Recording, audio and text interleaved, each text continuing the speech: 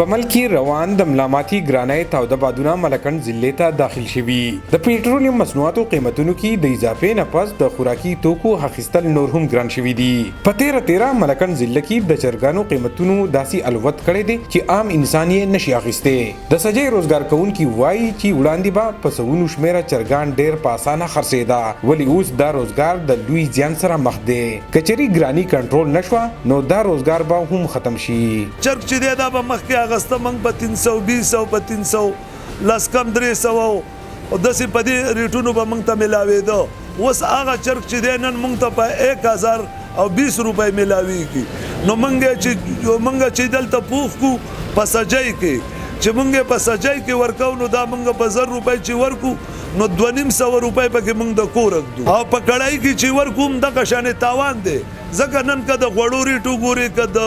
که د ګیسو ګورې د ګیس د حد نه ګران شو اوس صرف د سرمایدار خوراک پاتې شو چې د غریب سړی دا نشي خوړی ځکه مخکې به دې له غریبانان راتلل نیم چر کړایي به یې وخوړله موږ به دې 250 روپۍ واغستې نو په هغې به 4 کسان ماړه شو لا بړل خوشحاله به مو موږ ته به دوام وکړله اوس چې ورته موږ ووایو چې 1000 روپۍ راکړه د ژوندي چرګ پیسې راکړه نو هغه وایي چې دا تا په ما څه وخوړه نو موږ وایو چې دا خو زموږ د وسه نه ده دا خو د اعلی خلکو خبره ده مخکې چې به څوک رالو نو تپوس مپوس به نه و ډایرکټ به ناست یو کړۍ راوړه دوه راوړه اوس که 4 کسان راشي نو نیم چر کړۍ خوري چې په هغې کې ما غریبانو ته ګناه هم نشته موږ ته پیسې هم لکه داسې الو چې لکه د وس نه زیاتې ځي نو په دغې وجه باندې هغوی هم خفه کېږي او موږ ته هم ډېر غټ نقصان رسولی دی په کاروبار باندې ډېر غټ اثر پرېوتی دی مخکې که موږ 200 چرګان ایسته نو هغه چرګان دي چې اوس 80 او 100 له راغلي دي نو موږ هم د مشرانو ته دا دغه کوو اپیل کوو چې د مهنګایي لږه کنټرول کړي نن سبا چې کم دی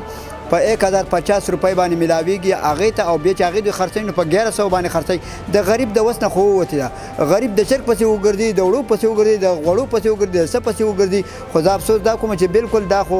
سراسر زیاتې دي او موجوده حکومت په دې باندې اکشن والي ځکه چې دا د غریب سره دا زیاتې دي نه کوي دا مهال ملکنډ ضلع کې د خوراکي توکو خود ساخته نرخونه چلیږي د کومي مخنیوي چې د حکومت او ضلعي انتظامیې مهم پرز دی ولې ذمہوار خلک دا پرز پوره کولو کې د ناکامۍ سره مخ دي عمران زریاب